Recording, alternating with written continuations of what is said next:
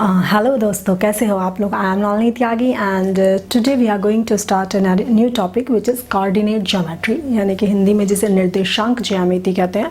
तो आज हम मिला जुला पढ़ेंगे, हिंदी और इंग्लिश दोनों में पढ़ेंगे। तो मैं आज बिल्कुल बेसिक्स बताने जा रही हूँ क्योंकि क्लास 9th के लिए नया टॉपिक है निर्देशांक ज्यामिति, कोऑर्डिनेट ज्योमेट्री।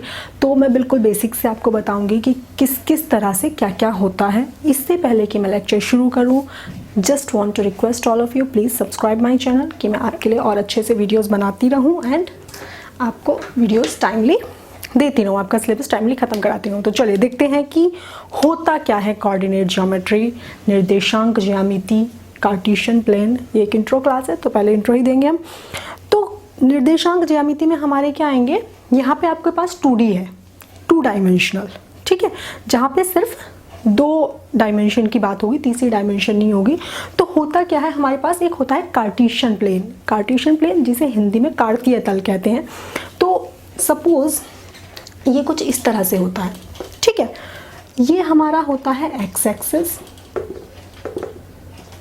और ये हमारा होता है वाई एक्सिस, ठीक है जी।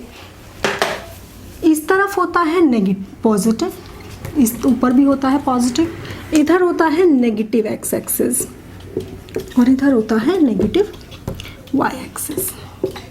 अब हिंदी में और इंग्लिश में क्या क्या कहते हैं, इस एक्स एक्सिस को यानी कि जो हमारा एक्स टर्म आएगी, इन्हें लिखने का तरीका है, इसमें जब मैं लिखूंगी तो मैं हमेशा 2 कोऑर्डिनेट लिखूंगी, ठीक है, एक एक्स एक वाई, ठीक है। ये जो एक्स है इसे कहते हैं, एक्स को हमेशा कहते हैं भुज हिंदी में। इंग्लिश में क्या कहते हैं, इंग्लिश में कहते हैं एब्सिसा, ओके जी।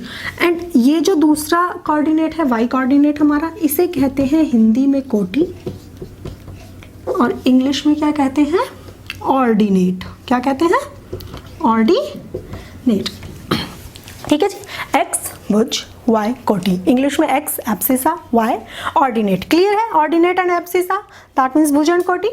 चलिए अब आते हैं अपने एक्स एक्सिस और वाई एक्सिस पे। इसमें हमारे आप यहाँ पे देख रहे होंगे इस कार्टेशियन प्लेन में 4 हमारे पास पार्ट हैं, 1 2 3 4। इन्हें हिंदी में क्या कहते हैं और इंग्लिश में क्या कहते हैं, इंग्लिश में इन्हें कहते हैं क्वाड्रेंट्स।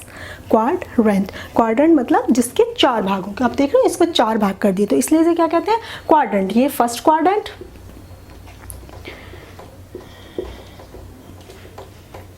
ये सेकंड, ये थर्ड, ये फोर्थ। हिंदी में क्या कहते हैं, हिंदी में इसे कहते हैं चतुर्थांश। क्या कहते हैं, चतुर्थांश। अगर मैं हिंदी की बात करूं तो हिंदी में इसे कहते हैं चतुर्थांश। चौथा भाग है ना, this is the 4th part of this whole Cartesian plane. इस पूरे कार्टेशियन प्लेन का चौथा भाग है, इसलिए इसे क्या कहते हैं, चतुर्थांश। इंग्लिश में जाए तो इंग्लिश में भी क्वाड्रेंट इसीलिए कहते हैं क्योंकि क्वाड मतलब चौथा भाग, ठीक है। तो दिस इज चतुर्थांश, दैट मीन्स 4th पार्ट। तो इसमें 4 क्वाड्रेंट हमारे होते हैं कार्टेशियन प्लेन में, first quadrant, second quadrant, third quadrant, fourth quadrant, या प्रथम चतुर्थांश, द्वितीय चतुर्थांश, तृतीय चतुर्थांश एंड चतुर्थ चतुर्थांश, ठीक है। अब होता कैसे है देखिए, ये पूरा पॉजिटिव एक्स एक्सिस, इसे जब हम ग्राफ पेपर पे प्लॉट करेंगे, इसमें आपको ग्राफ पेपर की रिक्वायरमेंट होगी। होता क्या है, आपने ग्राफ पेपर सबने देखा होगा, तो ग्राफ पेपर में इस तरह से छोटे छोटे 10 लाइनें होती हैं और 10 लाइन के बाद एक डार्क लाइन होती है, ठीक है। ये हमने 0 एज्यूम किया, सपोज उसे हमने 1 लिया, तो इस तरफ देखो ये है पॉजिटिव, तो इस तरफ हमारी पॉजिटिव वैल्यूज चलेंगी सारी, 1 देन 2 देन 3 देन 4, यहीं तक ले लेते हैं फिलहाल, देन 5, ठीक है। हर जो डार्क वाली लाइन है उस पर जाएगा। ऊपर भी पॉजिटिव जा रहा है 1, ठीक है। इधर -1, ये नेगेटिव जा रहा है, ये ऋणात्मक जा रहा है, तो ऋणात्मकता की वजह से क्या जाएगा, नेगेटिव जाएगा, तो माइनस में जाएगा, -1 -2 -3 -4 एंड -5 एंड सो ऑन, आगे तक चलता रहेगा। नीचे जाएंगे तो नीचे फिर से वाई एक्सिस क्या है, नेगेटिव है, तो -1 -2 -3 -4 -5, यहाँ तक क्लियर है। अब अपने कोऑर्डिनेट्स, अपने क्वाड्रेंट्स में आते हैं। क्वाड्रेंट्स में आएंगे तो ये जो हमारा पहला क्वाड्रेंट है, यहाँ पे देखिए, अगर मैं इस क्वाड्रेंट की बात करूँ तो मेरा x भी पॉजिटिव एंड y भी पॉजिटिव, इसके अंदर जितनी भी वैल्यूज आएंगी सब क्या आएंगी, पॉजिटिव। दैट मीन्स जो मेरे दोनों भुज और कोटि, एब्सिसा और ऑर्डिनेट, जब दोनों पॉजिटिव होंगे, व्हेन बोथ आर पॉजिटिव, तब क्या होगा, मेरा फर्स्ट क्वाड्रेंट होगा, प्रथम चतुर्थांश होगा, जब मेरे भुज और कोटि दोनों पॉजिटिव होंगे। ठीक है, दिख रहा है दोनों एक्स और वाई। अब इस क्वाड्रेंट में आए, जब दूसरे क्वाड्रेंट में आएंगे तो दूसरे में देखिए एक्स क्या हो गया मेरा नेगेटिव, भुज मेरा नेगेटिव हो गया, एब्सिसा मेरा नेगेटिव हो गया, तो ये नेगेटिव और ये पॉजिटिव। वाई मेरा पॉजिटिव है, अभी भी वाई मेरा धनात्मक है, तो ये पॉजिटिव लिया, ये नेगेटिव ये पॉजिटिव, तो ये मेरा कौन सा क्वाड्रेंट, सेकंड क्वाड्रेंट में भुज नेगेटिव कोटि positive, that means abscissa negative ordinate positive. Third quadrant में आते हैं, तो थर्ड में देखो, थर्ड में तो दोनों ही नेगेटिव है, ये दिख रहा है एक्स भी नेगेटिव एंड वाई भी नेगेटिव, तो दोनों क्या आएंगे नेगेटिव आएंगे। फोर्थ क्वाड्रेंट में आते हैं, तो फोर्थ में क्या आएगा एक्स, अब ऐसे मत लिख देना कि ये एक्स लिख दिया और ये वाई लिख दिया, आगे हमेशा एक्स ही आएगा, आगे हमेशा एक्स ही आएगा, तो पॉजिटिव एंड नेगेटिव। ठीक है, positive positive, negative positive, negative negative, positive negative. Clear, यहाँ तक आई थिंक समझ में आ गया होगा। अब आगे देखते हैं आगे क्या कहता है। सपोज आपको कोई वैल्यू दी है, आपको कहा कि आप 3 और 5 को प्लॉट कीजिए, आपको एक्स वाई वैल्यू दी है 3 और 5, 3 और वाई को हमें प्लॉट करना है इस ग्राफ के ऊपर, इस कार्टेशियन प्लेन के ऊपर, इस कार्तीय तल के ऊपर। तो ये मेरी, मैंने भी बताया था, ये क्या भुज और ये क्या कोटि।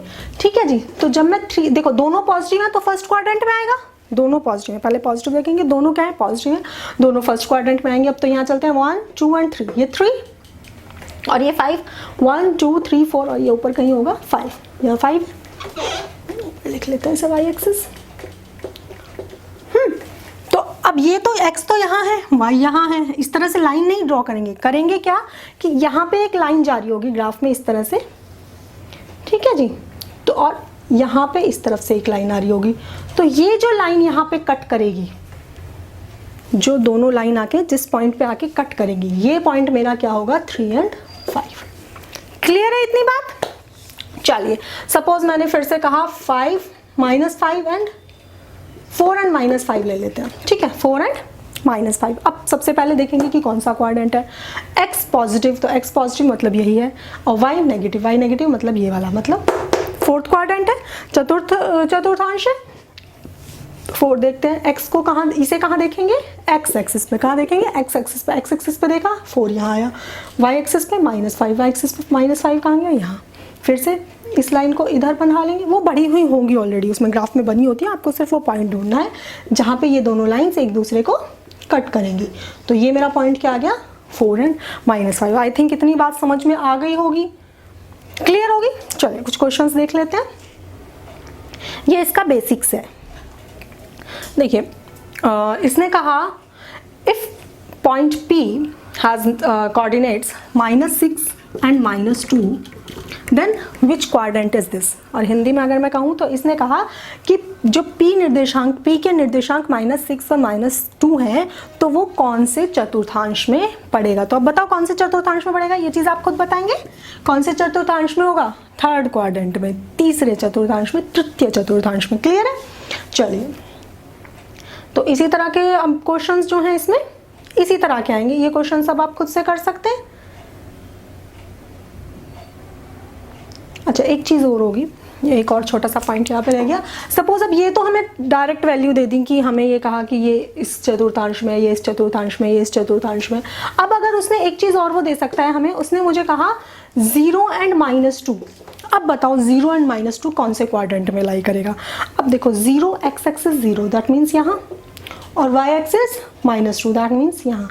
तो अब क्या समझ में आ रहा है इस चीज़ से, ये जो लाइनें हैं इन पे अगर हमारा कोई पॉइंट लाई करता है तो वो क्या होगा, वो उस एक्सिस पे लाई करेगा, ना कि हमारे क्वाड्रेंट्स में। तो यहाँ पे हम इसे क्या बोलेंगे, ये पॉइंट हमारा कहाँ लाई कर रहा है, कौन सा क्वाड्रेंट है, y। तो इसे हम बोलेंगे नेगेटिव y एक्सिस, या हिंदी में मैं बोलूँ तो क्या बोलेंगे, ऋणात्मक y अक्ष पर, ऋणात्मक y अक्ष पर। ओके जी, क्लियर है इतनी बात। चलिए यही चीजें हैं इसमें, इसके अलावा तो इस पूरी एक्सरसाइज में कुछ है नहीं। फिर इसके आगे इसने वही दिया है जो मैंने अभी बताया कि इसने मुझे कुछ पॉइंट्स दिए हैं and you have to find कि कौन से क्वाड्रेंट में कहाँ लाई करेगा। ठीक है जी, तो चलिए देख लेते हैं एक दो पॉइंट्स, कौन कौन से पॉइंट इसने दिए। की तो हमें ज़रूरत पड़ेगी ना अभी। पहला पॉइंट इसने हमें दिया 0 और 6। कौन सा दिया? 0 और 6। बताइए अब 0 और 6 कहाँ पड़ेगा? 0 यहाँ और 6 कौन से क्वाड्रेंट में? अब ये मत करना कि 6 यहाँ चल दिए, यहाँ पे पहले लिख लेना, ये x पे जाना है, ये y पे जाना है, ये x पे, ये y पे। तो x तो 0 यहाँ हो गया और y पे 0, 6 कहाँ आएगा? ऊपर, ये और ऊपर जाना पड़ेगा हमें 6 के लिए, यहाँ कहीं होगा 6। ठीक है जी।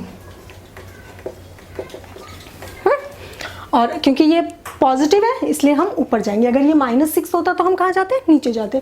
तो अब ये हमारा कहाँ हो गया? यहाँ। ठीक है, ये हमने प्लॉट कर दिया, बस हो गई प्लॉटिंग। उसके अलावा इसने कहा फिर एक और पॉइंट दिया है इसने, -3 और -7। ठीक है, तो -3 कौन सा एक्सेस? x एक्सेस देखेंगे पहले। x एक्सेस पे -3 कहाँ? यहाँ। y एक्सेस पे -7, ये भी बनाना पड़ेगा नीचे, ये -6, ये -7।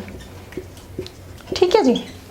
अब मैंने क्या बताया, ये हमने x एक्सिस का लिख लिया, ये हमने y एक्सिस का लिख लिया, लेकिन ये सर्कल नहीं लगाना है। अब हम क्या करेंगे? इन दोनों को आगे एक्सटेंड करेंगे इस तरह से। ठीक है, तो ये हमारा क्या हो गया? -3 और -7। अभी मेरे पास ग्राफ पेपर नहीं है, लॉकडाउन लगा हुआ है तो मैं ग्राफ पेपर ला नहीं पाई, तो इसलिए मैं इस तरह से आपको बता रही हूँ। आपके पास ग्राफ पेपर हो तो अच्छा होगा, ग्राफ पेपर अगर आप इसे प्लॉट करें, इट विल बी बेटर। ठीक है जी। इसके अलावा तो पहली एक्सरसाइज में आपके पास कुछ होगा नहीं इससे ज़्यादा।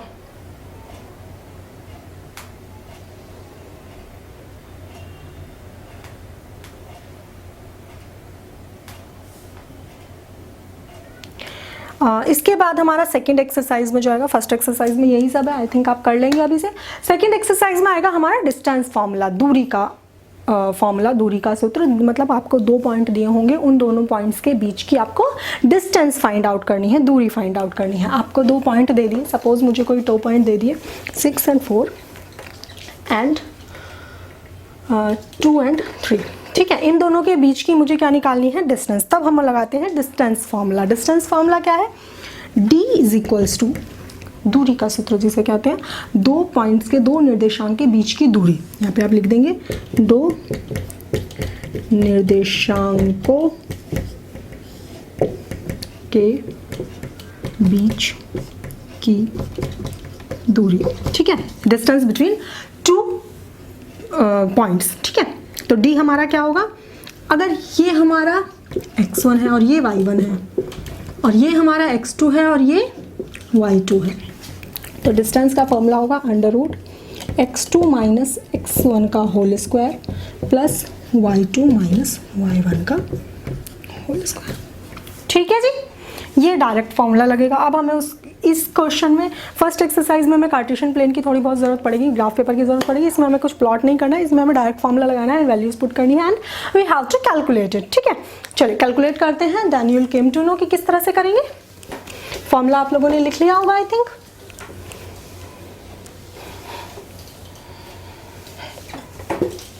चलिए मैं फिर भी आप लोगों के लिए फॉर्मूला लिखा छोड़ देती हूँ। अब मुझे 2 पॉइंट दिए हैं इसने कहा मूल बिंदु। मूल बिंदु क्या होता है? मूल बिंदु जहाँ पे भी बोलेगा मूल बिंदु दैट मीन्स 0 0। ठीक है, तो इसने कहा कि मूल बिंदु से 6 और 8 के बीच की दूरी, दैट मीन्स 0 0 से 6 और 8 के बीच की दूरी। तो x1 y1 तो मेरा क्या हो गया? ये हो गया। और x2 y2 क्या हो गया? ये हो गया। डिस्टेंस फॉर्मूला लगाएंगे √x2 यानी कि 6 - 0 का होल स्क्वायर प्लस y2 8 - 0 का होल स्क्वायर। सॉल्व हो जाएगा। 6 6 जा 36, 8 8 जा 6 6 36, 8 8 64, 36 और 64 100 का स्क्वायर रूट 10। तो कितनी डिस्टेंस आ गई? 10 यूनिट या 10 मात्रक।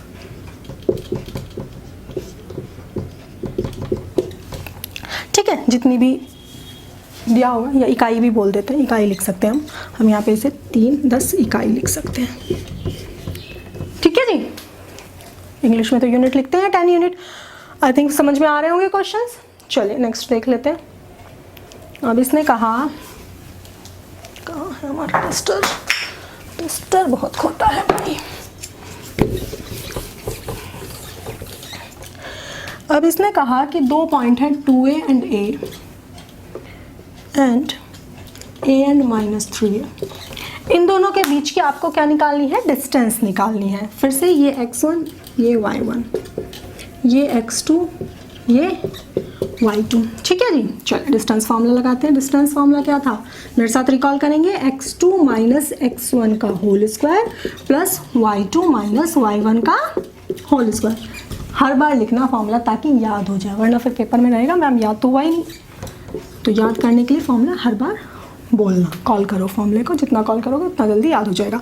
x2 कितना, x2 इसने कहा a माइनस x1 कितना 2a, कोई दिक्कत नहीं है, plus y2 minus 3a and y1 a, यहाँ भी कोई दिक्कत नहीं है। अच्छा जी, अब देखो 2a और a, 2a में से a सब्ट्रैक्ट होगा। अब क्योंकि 2a बड़ा है तो साइन कैसा आएगा, नेगेटिव का, तो ये आ गया माइनस a का whole square plus minus 3a minus a, 3a और a कितना हुआ 4a, और किसका माइनस का, माइनस 4a का होल स्क्वायर, ठीक है जी।